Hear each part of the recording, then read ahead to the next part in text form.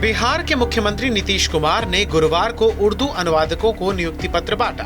समारोह में उनके साथ उप मुख्यमंत्री तेजस्वी यादव भी मौजूद थे। इस दौरान मुख्यमंत्री ने केंद्र सरकार पर निशाना साधते हुए कहा कि गरीब और गुरबा राज्यों के लिए केंद्र कुछ नहीं कर रहा, कुछ नहीं हो रहा है और केवल झूठा प्रचार हो रहा है।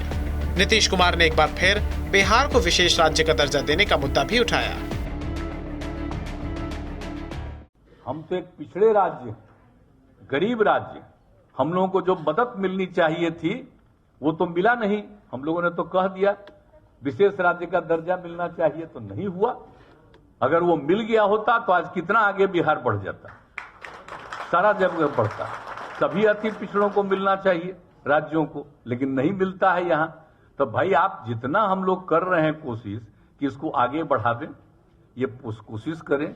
और आजकल तो प्रचार प्रसार हम तो हर बार कह ही देते हैं, अरे आप सब लोग को तो मालूम है कि झूठे प्रचार प्रसार में लगा रहता है। कहीं कुछ हो रहा है, गरीब गुरबा राज्यों में कहीं कुछ हो रहा है, तो इसीलिए कुछ होता नहीं है, लेकिन प्रचार प्रसार पूरा होते रहता है।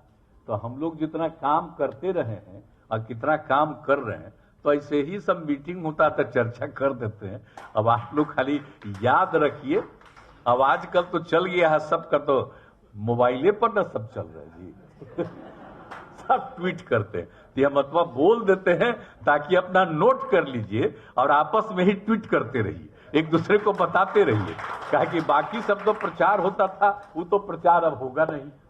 तो इसलिए इन सब चीजों की चर्चा आपको यहाँ पर जितना काम किया जाता है कर रहे हैं, करते रहेंगे। मुख्यमंत्री नीतीश कुमार ने कहा कि अगर बिहार को विशेष राज्य का दर्जा दिया होता तो फिर यहाँ पर और ज्यादा विकास होता।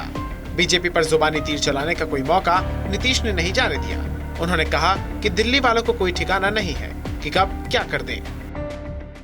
जानते ही हैं दिल्ली वाला कब क्या कर देगा, क्या नहीं करेगा, कोई ठिकाना है। लेकिन हम तो नहीं छोड़ने वाले आपको, जब तक हम नहीं छोड़ने वाले, ये पक्का जानिए आप।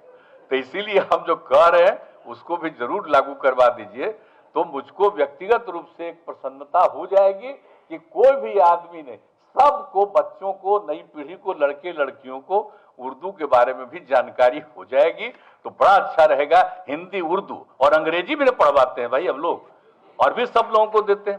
तो ये सब चीजों को जानेगा तो ज्ञान कितना बढ़ेगा, बहुत ज्ञान बढ़ेगा। तो इसलिए इन सब चीजों के बारे में जरा सा हमारा ही रिक्वेस्ट है कि इसको जरूर कर दीजिएगा।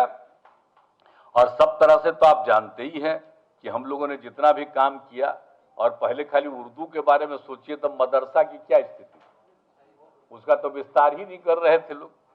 और हम लोगों ने कहा कि भाई और मदरसा है उसको शामिल करिए, तो बहुत सारे मदरसों को शामिल किया गया।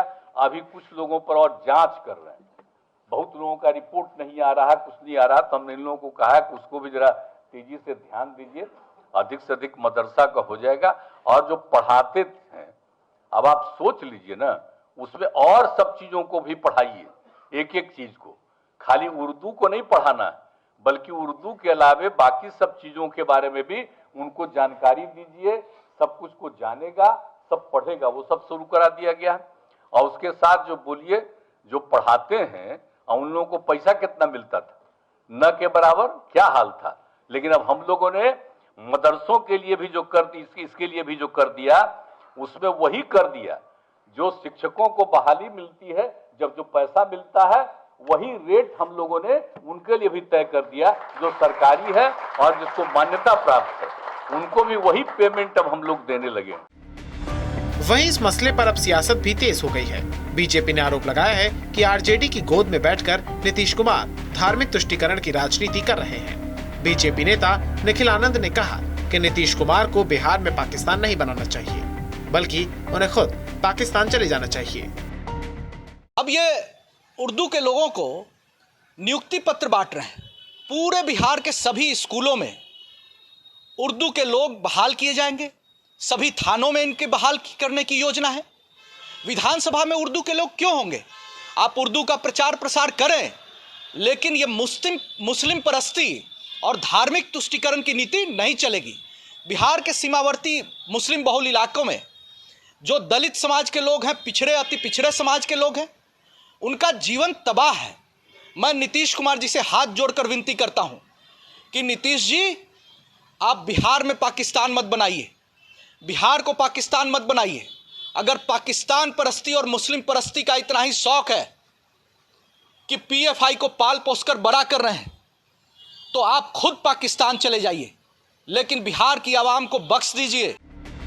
दरअसल मुख्यमंत्री नीतीश कुमार ने गुरुवार को समारोह में कहा था कि उर्दू सीखना बहुत जरूरी है, उर्दू सीखने से ज्ञान बढ़ेगा। साथ ही उन्होंने उर्दू अनुवादकों से आग्रह किया कि जहां भी रहिए लोगों को उर्दू सिखाइए, ताकि हिंदी के बाद उर्दू भी ज्यादा से ज्यादा लोग जान सके। इसी के बाद बीजेपी पलटवार के मोड में आ गई है और नीतीश कुमार को पाकिस्तान जाने की सलाह तक दे डाली है।